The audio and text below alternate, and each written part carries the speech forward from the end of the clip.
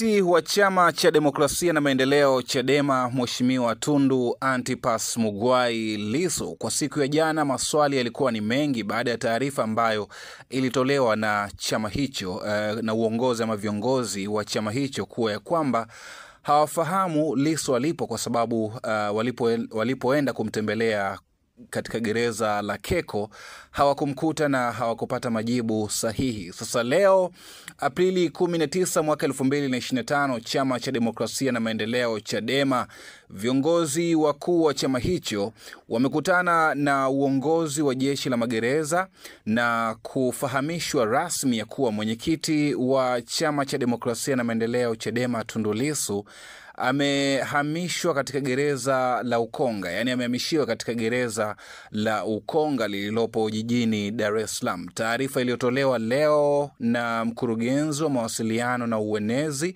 wa Chama cha Demokrasia na Maendeleo Chadema, Brenda Rupia, imesema hivi na nukuu: kufuatia taarifa hiyo, familia, wanachama wa Chadema na Watanzania wote waliokuwa na wasiwasi kuhusu mahali alipo Mheshimiwa Lissu wanataarifiwa ya kuwa sasa wanaweza kumtembelea kwa kufuata taratibu za kawaida za kumuona mahabusu katika gereza hilo. Taarifa hiyo iliendelea kusema hivi: makamu mwenyekiti wa chama bara Mheshimiwa John Heche anatarajiwa kufika gereza la Ukonga leo kwa ajili ya kumuona Mheshimiwa Tundu Lissu na kuzungumza naye kuhusu hali yake. Hii ni taarifa ambayo imetolewa muda mfupi uliopita na Chama cha Demokrasia na Maendeleo Chadema. Kwa mujibu wa taarifa ambayo ilitolewa kwa siku ya jana kutoka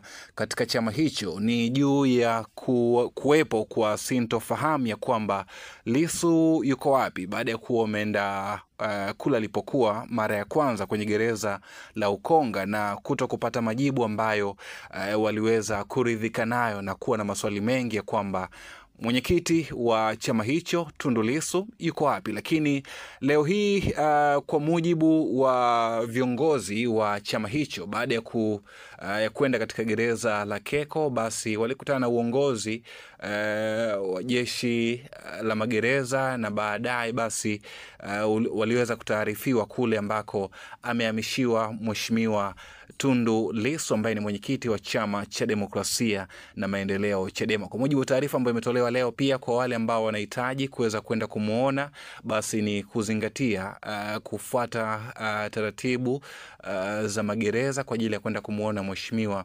Tundu Lissu ambaye ni mwenyekiti wa Chama cha Demokrasia na Maendeleo Chadema kwa Tanzania bara. Hii ni Dream TV. Usisahau kutembelea mitandao yetu ya kijamii, lakini pia usisahau kuhakikisha kwamba una like, una comment pamoja na kusubscribe Dream TV. Mimi naitwa Manoni. Bye bye.